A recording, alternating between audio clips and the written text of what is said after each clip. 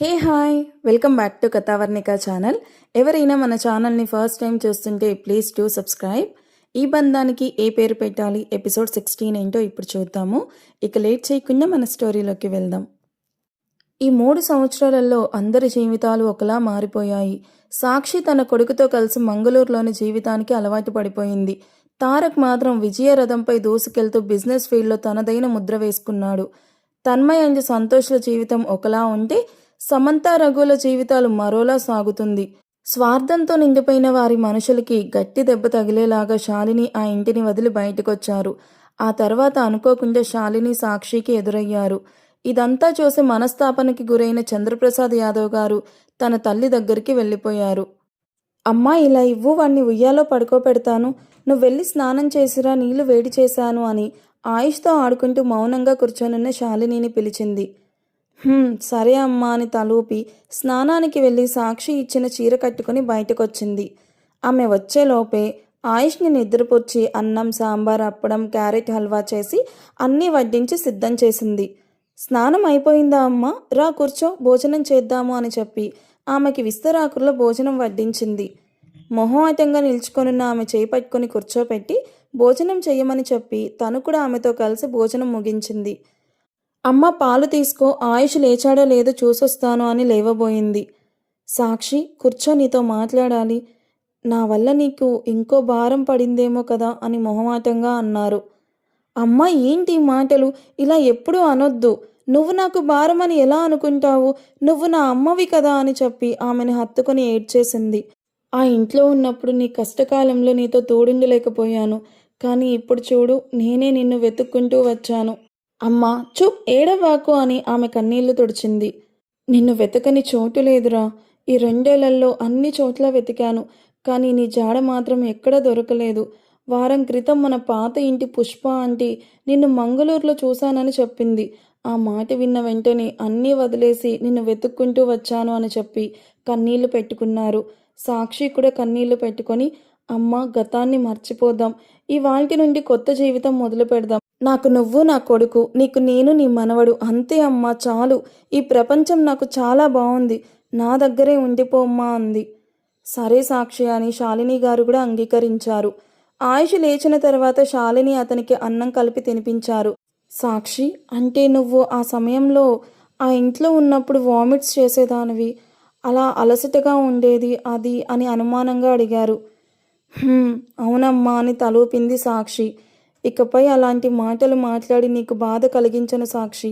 నీ కొత్త జీవితం ప్రశాంతంగా సంతోషంగా ఉండాలని కోరుకుంటున్నాను అని చెప్పి మనవడితో ఆడుకోవడం ప్రారంభించారు.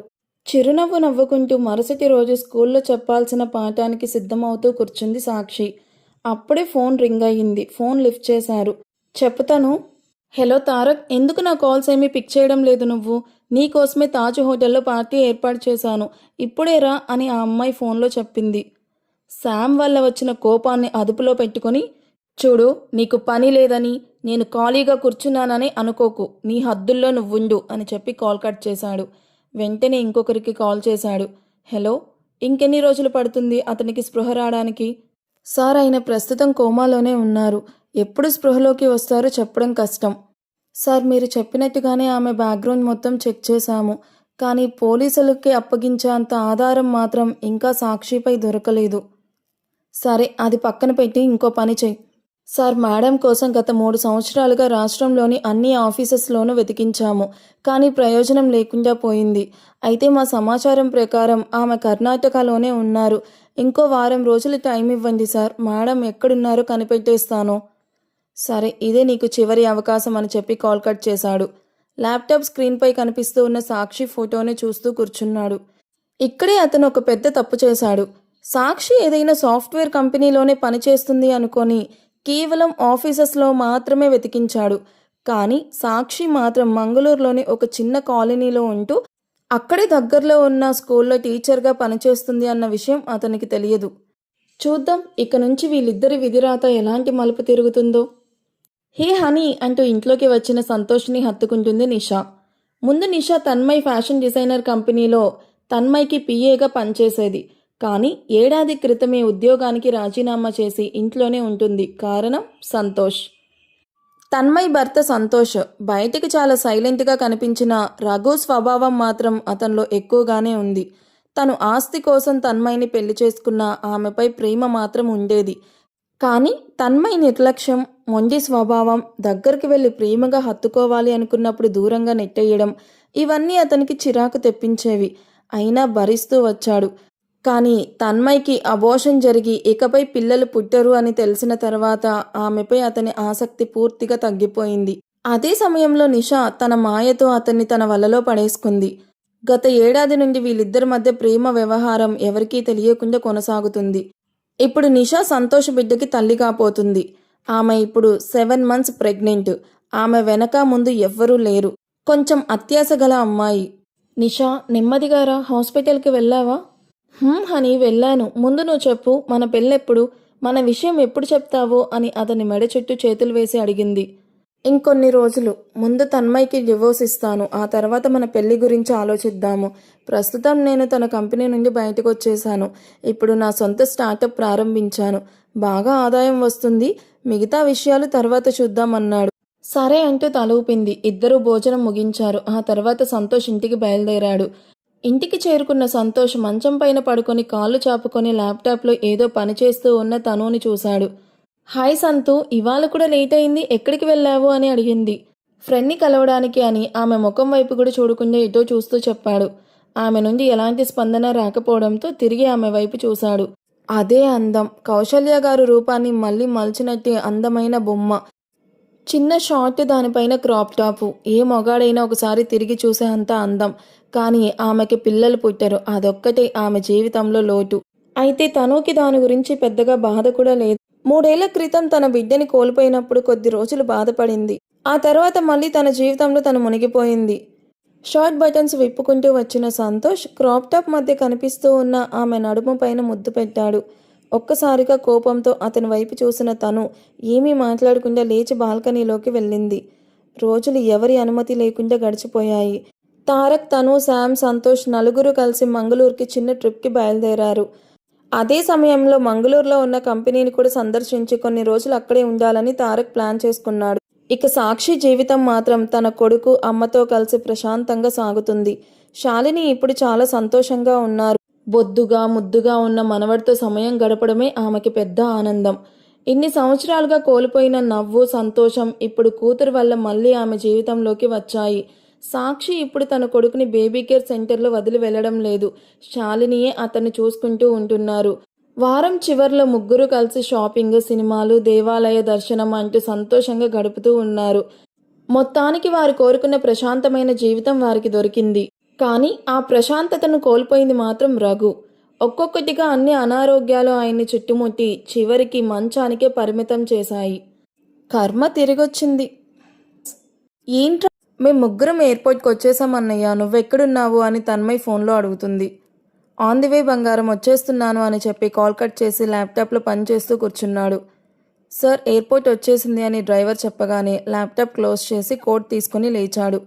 అతని పిఏ చేతన్ బ్యాగ్ తీసుకొని అతని వెనకాలే నడిచాడు. వైన్ కలర్ షర్టు, అదే కలర్ ఫార్మల్ ప్యాంటు, వాటిపై మెరుస్తూ ఉన్న సిల్వర్ కలర్ కోటు. అతని స్టైల్కి ఒక ప్రత్యేకమైన ఆకర్షణ ఉంది. షర్ట్ పై బటన్స్ మధ్య కనిపిస్తూ ఉన్న విశాలమైన ఛాతీ, మెడలో ఉన్న మందమైన బంగారు గొలుసు అతని హుందాతనాన్ని మరింత పెంచేస్తుంది. కూలింగ్ గ్లాస్ పెట్టుకుని గంభీరంగా నడుచుకుంటూ వస్తూ ఉన్న అతన్ని చూసి శామ్ మైమర్చిపోయింది. అతన్ని హత్తుకోవడానికి పరిగెత్తుకుంటూ వచ్చింది. ఆమెను పక్కకు జరిపి చెల్లికి మాత్రం మెల్లగా హగ్గిచ్చి ఆమెతో మాట్లాడుతూ ఫ్లైట్ ఎక్కాడు. వాళ్ళ వెంట శామ్, సంతోష్ కూడా వెనకనే ఫ్లైట్ ఎక్కారు. సాయంత్రానికి వాళ్ళు మంగళూరు చేరుకున్నారు. కొద్దిసేపు విశ్రాంతి తీసుకుని అందరూ బయటికి వెళ్లారు. కానీ తారక్ మాత్రం వెళ్లకుండా హోటల్లోనే ఉండి కంపెనీ పనుల్లో నిమగ్నునయ్యాడు. మరుసటి రోజు మంగళూరులోని తన కంపెనీకి వెళ్లాల్సి ఉండడంతో అక్కడ అప్డేట్స్ అన్నీ తెలుసుకుంటూ కూర్చున్నాడు. అమ్మ, దారి తెలియకపోతే నాకు కాల్ చెయ్యి, ఇదిగో ఈ ఫోన్ తీసుకో, దీనికి లాక్ కూడా పెట్టలేదు అంటూ చిన్న ఫోన్ని శాలినికి ఇచ్చింది సాక్షి. సరే సాక్షి, నువ్వు నెమ్మదిగా క్లాస్ ముగించుకొనిరా, నేను ఆటోలో వెళ్తాను. ఓకే అమ్మ, ఒక్క క్లాస్ మాత్రమే ఉంది, అది ముగించుకొని వచ్చేస్తాను. సరే వెళ్తాను అని చెప్పి శాలినితో కలిసి బయటకు వచ్చింది. ఆయుష్ని శాలిని చేతిలో పెట్టి, జాగ్రత్త అమ్మా, నేను డాక్టర్ దగ్గర ఆల్రెడీ అపాయింట్మెంట్ తీసుకున్నాను, 11 ఉంది, నువ్వు అక్కడే ఉండి నేను నేరుగా అక్కడికి వచ్చేస్తాను అని చెప్పి భుజానికి సైడ్ బ్యాగ్ వేసుకుని స్కూల్కి వెళ్ళింది. ఇక శాలిని బిడ్డని తీసుకుని హాస్పిటల్కి వెళ్ళి డాక్టర్ కోసం ఎదురు చూస్తూ కూర్చున్నారు. 11 సమయంలో సాక్షి తొందరగా హాస్పిటల్కి చేరుకుంది. అమ్మ, డాక్టర్ ఇంకా రాలేదా అని ఆమె పక్కనే కూర్చుంటూ అడిగింది. లేదు సాక్షి, చూడు నీ బాబు నిద్రపోయాడు. ఇలా ఇవ్వమ్మా, నేను ఎత్తుకుంటాను. కొద్దిసేపట్లో డాక్టర్ వచ్చేస్తాడేమో, చూడు జ్వరం ఉండడం వల్ల త్వరగానే నిద్రపోయాడు. అంతలోనే డాక్టర్ వచ్చాడు. అమ్మారా వెళ్దాం, డాక్టర్ వచ్చారు అని చెప్పి బిడ్డని తీసుకుని లోపలికెళ్ళింది. జ్వరం ఉండడంతో డాక్టర్ అన్ని చెకప్ చేసి ఇంజెక్షన్ కూడా వేశాడు. చెకప్ పూర్తయ్యాక హాస్పిటల్ నుండి బయటకు వచ్చారు. అమ్మా, నువ్వు ఇక్కడే ఉండు, నేను టానిక్ అండ్ టాబ్లెట్స్ తీసుకుని వస్తాను అని చెప్పి సాక్షి మెడికల్ షాప్కి వెళ్ళింది. అన్నయ్య, చాలా తలనొప్పిగా ఉంది, అక్కడ మెడికల్ షాప్ కనిపిస్తుంది కదా, వెళ్ళి ఒక టాబ్లెట్ తీసుకునిరా. తలనొప్పి ఎక్కువగా ఉంటే హోటల్కి వెళ్ళిపోదాం బంగారం, కావాలంటే సంతోష్ అతని చెల్లెలు ఇద్దరు కలిసి షాపింగ్ చేస్తారు. లేదన్నయ్య, నేను కూడా షాపింగ్కి వస్తాను, ముందు వెళ్ళి టాబ్లెట్ తీసుకొనిరా అంది. అతను తలూపి మెడికల్ షాప్ వైపు వెళ్ళాడు. ఏంట్రా అన్న ఇది? సరే, నిషా ప్రెగ్నెంట్ అయిందంటే ఓకే, కానీ ఇంకో 3 months ఈ విషయం బయటికి రాకూడదు. నా పెళ్లి తారక్తో అయ్యే వరకు ఎవ్వరికీ తెలియకూడదు. ఒకవేళ ఈ విషయం బయటపడితే తారక్ నన్ను అస్సలు పెళ్లి చేసుకోడు. సరే, నిషా విషయం అప్పటి వరకు ఎవరికీ చెప్పను. ముందు నీ ఫోన్లో ఆమె పేరు మార్చు, తనుకి అనుమానం వస్తే చాలా కష్టం. ఈరోజు నేను చూశాను కాబట్టి సరిపోయింది. సరే అని తల ఊపి కార్ స్టార్ట్ చేశాడు. ఇదొక తలనొప్పి, ఒకవేళ తారక్కి అనుమానం వచ్చినా మన ఇద్దరినీ వదిలిపెట్టాడు అని అతని కోపం గుర్తొచ్చి సమంతకి చెమటలు పట్టాయి. ఏదైనా సరే తారక్, నువ్వు నాకు దక్కాల్సిందే. నీ భార్య స్థానం నాదే కావాలి. నన్ను మోసం చేసి తిలక్తో కలిసి నన్ను పెళ్లి మండపం నుంచి పారిపోయేలాగా చేశావు కదా, ఆ మోసానికి మీలో ఒక్కరిని కూడా వదలను. మీలో ఎవరిని ప్రశాంతంగా జీవించనివ్వను ఈ సమంత ఉన్నంత వరకు అని విండో బయటకు చూస్తూ కూర్చుంది. ఆమె కళ్ళల్లో ఇప్పుడు ప్రేమ లేదు, కేవలం పగ, ద్వేషాలే కనిపిస్తున్నాయి. అన్నా, కాస్త త్వరగా ఇవ్వండి అని సాక్షి తొందర పెట్టింది. ఆ రోజు మెడికల్ షాప్ చాలా రద్దీగా ఉంది. ఇస్తున్నానమ్మా అని చెప్పి మెడిసిన్స్ ఆమె చేతికిచ్చాడు. అతనికి డబ్బులు ఇచ్చి టాబ్లెట్స్ అన్నీ తీసుకున్న సాక్షి తల వంచుకొని చేతిలో ఎంత డబ్బు మిగిలిందో లెక్క చూసుకుంటూ బయటకు నడిచింది. అదే సమయంలో ఎదురుగా ఫోన్లో మాట్లాడుకుంటూ వస్తూ ఉన్న ఓ వ్యక్తి ఆమెని గమనించకుండా ఢీకొట్టాడు. సారీ కూడా చెప్పకుండా ముందుకు వెళ్ళిపోయాడు. భుజాన్ని రుద్దుకుంటూ వెనక్కి తిరిగి చూసిన సాక్షి శాలిని, ఆయుష్ కూర్చొనున్న ఆటోలోకి వెళ్ళి కూర్చుంది. అంతలో కొన్ని అడుగులు వేసిన ఆ వ్యక్తి ఒక్కసారిగా ఆగిపోయాడు. ఏదో గుర్తొచ్చినట్టుగా వెంటనే వెనక్కి తిరిగి పరిగెత్తుకుంటూ వచ్చాడు. చుట్టూ ఒకసారి వెతికాడు. భ్రమ అయ్యుంటుంది అని తన తలని తానే కొట్టుకుని మళ్ళీ మెడికల్ షాప్లోకి వెళ్ళిపోయాడు. అమ్మ, సాలరీ వచ్చింది కదా, నీ దగ్గర కూడా చీరలు ఎక్కువేమీ లేవు, కొన్ని కొనుక్కుందాము, అలాగే ఆయుష్కి డ్రై ఫ్రూట్స్, కొత్త డ్రెస్సులు కూడా తీసుకుందాము అని చెప్పి ఇద్దరు మాల్లోకి వెళ్ళారు. ముందుగా ఆయుష్కి 3 జతల బట్టలు కొనింది. తర్వాత ఇంటికి కావాల్సిన సరుకులన్నీ కొనుగోలు చేసింది. అన్నీ అయిపోయాక సారీ సెక్షన్కి వెళ్ళారు. అమ్మ, ఈ చీర బాగుందా? నీకు ఇష్టమైంది తీసుకో సాక్షి, నాకెందుకు, నేను ఇంట్లోనే కదా ఉంటున్నాను, నువ్వు స్కూల్కి వెళ్ళి పిల్లలకి పాఠాలు చెప్తావు కదా. అయ్యో అమ్మ, నా దగ్గర చాలా చీరలున్నాయి, అవి చాలు నాకు, నేను తర్వాత తీసుకుంటాను, నువ్వే తీసుకో, చూడు ఈ గ్రీన్ కలర్ సారీ అండ్ ఈ బ్లూ కలర్ సారీ చాలా బాగున్నాయి అని చెప్పి ఆ 2 సారీస్తో పాటు సాదా సీదా చీరలు కూడా తీసుకుంది.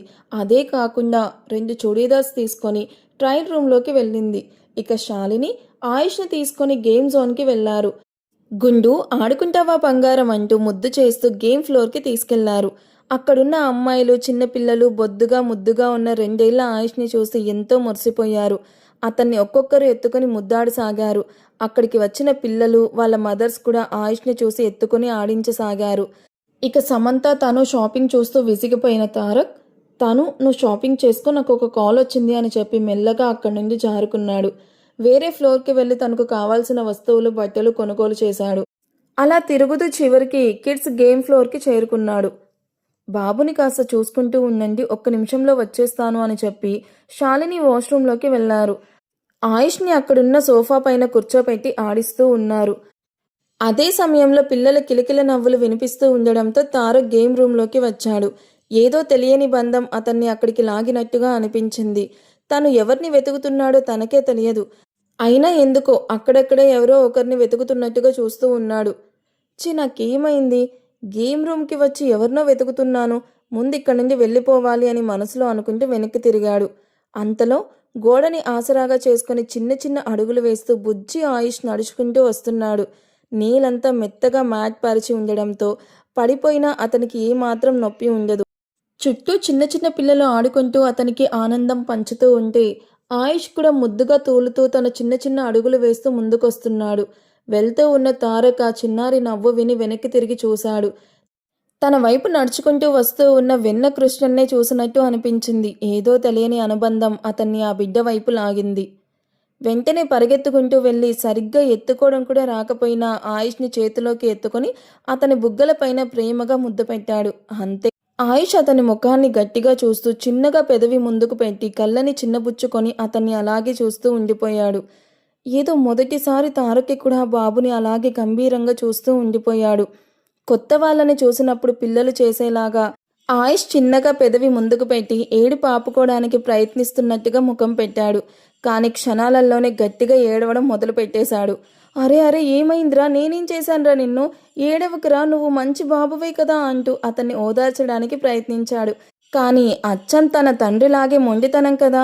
తారక్ ఎంత బుజ్జగించినా గాని ఆయుష్ ఇంకా గట్టిగానే ఏడవడం మొదలుపెట్టాడు. తారక్ నుదుటిపైన చెయ్యి వేసుకొని, అయ్యో ఇదంతా నాకు కొత్తరా, సరే నీ ఏడు పాపాలంటే ఇప్పుడు నేనేం చెయ్యాలో చెప్పు అంటూ చుట్టూ ఉన్న బొమ్మల వైపు చూశాడు. ఇక్కడ ఆడుకుంటావా, పోనీ చాక్లెట్ కావాలా చెప్పు అంటూ ముద్దుగా బుజ్జగించాడు. ఆయుష్ ఏడుపు ఆపేసి తారక్ ముఖమంతా చిన్న చిన్న చేతులతో తడుముతూ తన ప్రపంచంలో తాను ఆడుకోవడం మొదలుపెట్టాడు. అంకుల్ అంకుల్, బాబుని మాకివ్వండి, మీరు ఆడుకుంది చాలు, మాకివ్వండి అంకుల్ అంటూ అక్కడున్న చిన్న చిన్న పిల్లలు అడిగారు. కానీ తారక్ మాత్రం ఎవ్వరికీ ఇవ్వకుండా 2 ఏళ్ల పిల్లలు ఆడుకునే ప్లేస్కి తీసుకెళ్లి ఆయుష్తో కలిసి ఆడించాడు. ఇప్పుడు ఆయుష్ ఏడుపు పూర్తిగా మర్చిపోయి ఆటల్లో మునిగిపోయాడు. అతను ముద్దుగా ఆడుకోవడం చూసి తారక్ తన ఫోన్లో వీడియో రికార్డ్ చేయడం మొదలుపెట్టాడు. అంతలో తన్మయ్ నుండి కాల్ రావడంతో ఫోన్ మాట్లాడుకుంటూ కొంచెం దూరంగా వెళ్ళి నిలబడ్డాడు. అయినా అతని చూపు మాత్రం ఎప్పుడూ ఆయుష్ పైనే ఉంది. కొద్దిసేపటికి పిల్లలందరూ వాళ్ళ మదర్స్ దగ్గరికి వెళ్ళిపోయారు. అక్కడ మిగిలిన ఒక మహిళ ఆయుష్ని ఎత్తుకొని తారక్ దగ్గరికి వచ్చి, సార్ ఇదిగో మీ బాబు అంటూ అతని చేతిలో పెట్టబోయింది. ఎవరు బాబు తను, నా బాబు కాదు అని చెప్పబోతూ ఉండగానే ఆమె ఆయుష్ని అతని చేతుల్లో పెట్టేసింది. ఆయుష్ని ఎలా పట్టుకోవాలో కూడా తెలియక తారక్ ఇబ్బంది పడుతూ అతన్ని చేతుల్లోకి ఎత్తుకున్నాడు. Hey hey hey stop stop అంటూ గట్టిగా అరిచాడు. అతని అరుపు విన్న ఆయుష్ మళ్ళీ గట్టిగా ఏడవడం మొదలుపెట్టాడు. అయ్యో ఇప్పుడు నా మీద కోపం చూపిస్తూ ఎందుకు ఏడుస్తున్నావురా, చిన్న కేడి నా బాబు అని ముద్దుగా బుజ్జగించాడు. అయ్యో నువ్వు నా బాబు ఎలా అవుతావులే, చిన్న కేడి అంతే అంటూ నవ్వుకుంటూ గర్జించాడు. కానీ ఆయుష్ కళ్ళు పెద్దవి చేసి పెదవి ముందుకు పెట్టి మళ్ళీ ఏడవడం మొదలుపెట్టాడు. అయ్యో పరమేశ్వర, నేను ఎత్తుకుంటే ఎందుకురా ఇలా ఏడుస్తున్నావు అని అనుకుంటూ, అయినా నీ ఏడుపు చూస్తుంటే నాకెందుకో నా డార్లింగే గుర్తొస్తుంది అని మనసులో అనుకున్నాడు. అంతలో సారీ సార్, బాబు మిమ్మల్ని పోలి ఉండడంతో మీ బాబే అనుకొని మీ చేతిలో పెట్టాను. బాబు వాళ్ళ నానమ్మ అక్కడున్నారు, ఇలా ఇవ్వండి అని ఆ మహిళ ఆయుష్ని తీసుకోవడానికి చేయి చాపింది. కానీ ఆయుష్ తారక్ని గట్టిగా హత్తుకొని వెళ్ళను అన్నట్టుగా అతని మెడ చుట్టూ చేతులు వేసుకున్నాడు. ఆ చిన్నారిని తిరిగి ఇవ్వాల్సి రావడంతో తారక్ మనసులో కూడా ఏదో తెలియని బాధ కలిగింది. బుజ్జి అక్కడ మీ అమ్మ నానమ్మ ఉన్నారా, ఇలా రా అంటూ బలవంతంగా తీసుకెళ్లసాగారు. ఆయుష్ మాత్రం తారక్ వైపు చేతులు ఊపుతూ ఏడుస్తూనే వెళ్ళిపోయాడు. ఎందుకో తారక్ కంట్లో నుండి ఒక నీటి బొట్టు జారింది. థ్యాంక్స్ అమ్మా, మీరందరూ బాబుని చాలా బాగా చూసుకున్నారు. వాష్రూమ్ ఇక్కడ సరిగ్గా లేకపోవడంతో వేరే ఫ్లోర్కి వెళ్లాల్సి వచ్చింది అని శాలిని అక్కడున్న మహిళలకి కృతజ్ఞతలు చెప్పి ఆయుష్ని తీసుకున్నారు. అప్పుడే సాక్షి నుంచి వచ్చిన మిస్డ్ కాల్ చూసి వెంటనే ఫోన్ లిఫ్ట్ చేశారు. హలో అమ్మా, ఎక్కడున్నారు అని సాక్షి గాబరాగా అడిగింది. ఇక్కడ కిడ్స్ జోన్లో ఉన్నాను కన్నా. సరే నేను బట్టలన్నీ బిల్ చేయించుకుంటున్నాను, అక్కడే ఉండండి, ఇప్పుడే వస్తాను అని చెప్పి వాళ్ళ దగ్గరికి వచ్చింది. ముగ్గురు కలిసి ఫుడ్ కోర్ట్కి వెళ్ళి భోజనం చేసి ఆ తర్వాత మాల్ నుండి ఇంటికి బయలుదేరారు. అమ్మా ఆయుష్ని ఇలా ఇవ్వు, ఇప్పటి వరకు వాడిని నువ్వే కదా మోసావు, నేను తీసుకుంటాను అని చెప్పి సాక్షి బాబుని తన చేతిలోకి తీసుకుంది. ఊబర్ క్యాబ్ బుక్ చేశానమ్మా, కాసేపట్లో వచ్చేస్తుంది అని ముందుకు నడిచింది. అదే సమయంలో తాను శామ్ సంతోష్తో కలిసి తారక్ కూడా తన కార్ పార్క్ చేసిన ప్లేస్కి వచ్చాడు. ముందుకు నడుస్తూ ఉన్న సాక్షి గమనించకుండా తన పర్స్ని కింద పడేసుకుంది. ఆమె వెనకాలే వస్తూ ఉన్న తారక్ ఆమె పర్స్ని తీసుకుని హలో మేడం మీ పర్స్ అంటూ గట్టిగా పిలిచాడు. ఇప్పుడేమవుతుంది, ఇద్దరు ఎదురెదురుగా కలుస్తారంటారా? నెక్స్ట్ ఎపిసోడ్లో ఏం జరిగిందో చూద్దాము.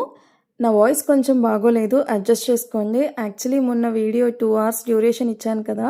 సో, దానికి డే అంతా రికార్డింగ్ చేస్తూనే ఉన్నాను. మేబీ అందుకే వాయిస్ కొంచెం తేడాగా ఉంది. ఎక్కువ మాట్లాడుతుంటే పెయిన్ వస్తుందనమాట. మీరందరూ చాలా వెయిట్ చేస్తున్నారు ఈ స్టోరీ కోసం. బట్ సాటర్‌డే, సండే మాత్రం వెయిట్ చేయొద్దండి. ఆ రోజు ఇవ్వడం నాకు కుదరదు. నాకు పాపుంది. దాన్ని చూసుకోవాలి. ఆ 2 డేసే దానికి నేను టైం ఇస్తున్నాను. అర్థం చేసుకోండి ప్లీజ్. బట్ వీక్ డేస్‌లో అస్సలు మిస్ అవ్వదు స్టోరీ మాత్రం. వీకెండ్స్ మాత్రం ఈ రెగ్యులర్ స్టోరీ రాదు. ఓకేనా? Anyways thank you for watching. ఈ ఎపిసోడ్ ఎలా అనిపించిందో కామెంట్ చేయండి. వీడియో మీకు నచ్చితే ప్లీజ్ లైక్ చేసి హైప్ ఇవ్వడం అస్సలు మర్చిపోవద్దు. అండ్ మెంబర్షిప్ తీసుకున్న వాళ్ళకి ఈరోజు నైట్ కల్లా ఇంకొక వీడియో అప్లోడ్ చేస్తాను. బాయ్.